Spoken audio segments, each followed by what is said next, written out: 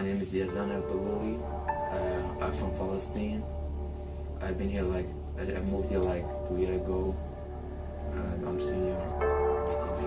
I'm from the Philippines. I came here in the United States last year, August, and I'm a junior. I'm 17. My name is Afik. I moved here from Israel about a year ago, and I'm 17. Mi nombre es Patricia Acuña Ricaño y soy de México. Llevo casi 2 años viviendo en Estados Unidos.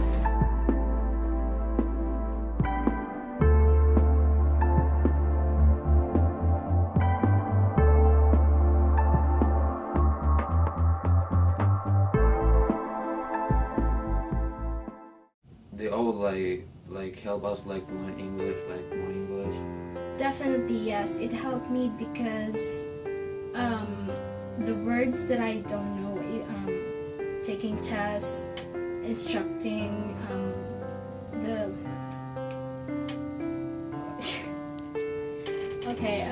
it helped me definitely because it strengthened myself.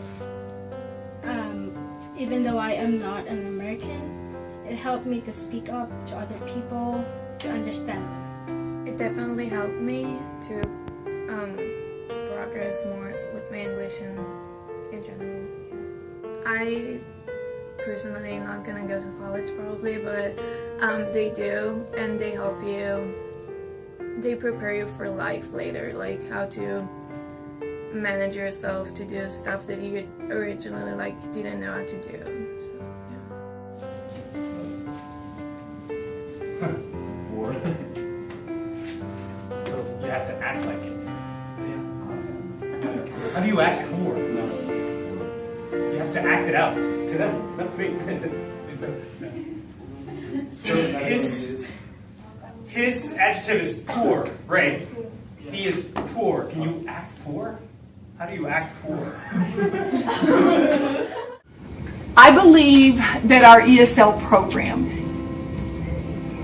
is one of the steps to preparing the students for college, because it's a starting place, or it enforces what they've already learned in English and helps them to move on out into the regular curriculum. We like to feel like we're a stepping stone. We never want to hold someone here all the way through 12th grade, so we feel like our junior year is the program where we really try to beef up their skills so that by their senior year they can be out in the regular classroom, which is one step closer to being ready for a college curriculum. In regards to the standardized testing, we do the best we can. But if we just got a student new to the U.S. in his or her junior year, that's a lot of ground to make up to come in and take a standardized. We just about doubled this year.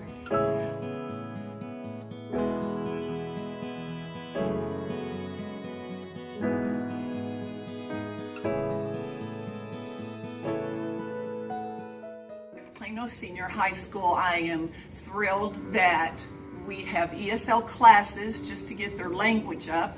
We have on-level classes, but we say with E-seats, meaning we've put some ESL kids in there and another ESL teacher might come in and support them with language of the assignment. This year, we've started taking people who do not even have the credits of the 9th and 10th grade year, and we're trying to, we have IPC here this year, so we're trying to meet a need of, they didn't go to a Plano school in 9th or 10th grade, but we can offer them some of those courses here.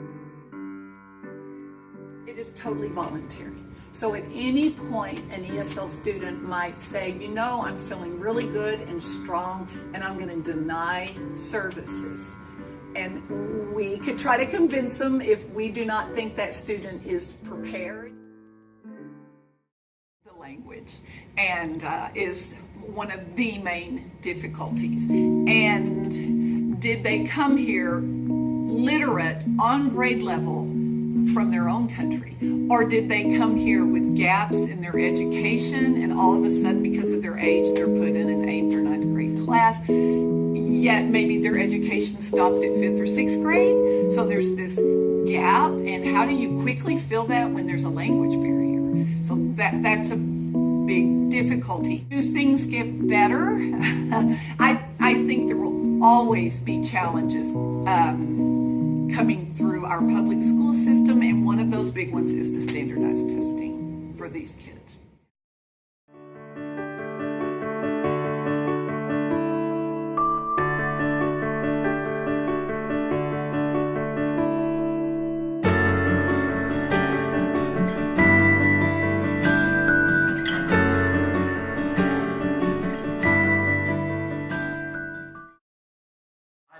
The school system thinks that it's doing enough. I was noting that anything, especially when the pressure is not immediately felt, it takes a long time to figure out where the shortcomings are.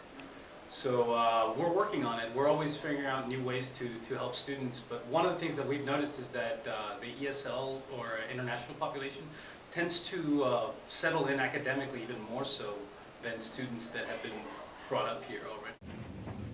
So now you have to compare. Yeah. And we're using poor. Okay? And guys, face that way. You keep looking at me. And Ahmed, you say Ahmed. What are you going to say? Are you going to say more poor or poorer? Poorer than. Ahmed, repeat. Ahmed is, or you say I am. Yeah, I am poor. Poorer. Poor. Poorer than. Then Eric. Okay, and how would you act this?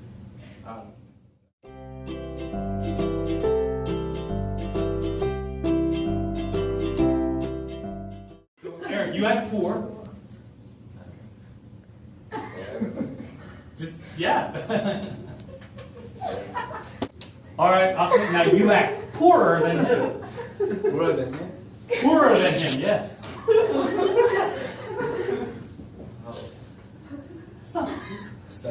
I don't know how. Please! Please give me money! I'm so poor! Oh my gosh, it's being completely redone. It's almost like it has come out of the dungeon. Because it used to be like that the program was in these little rooms that nobody really ever heard about, and that's where they sent the international kids.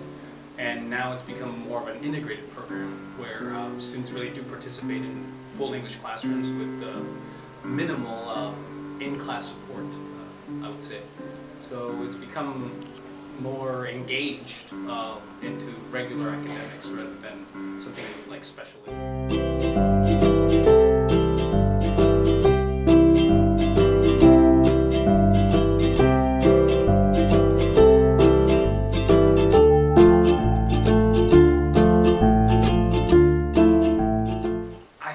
Standardized testings, yes.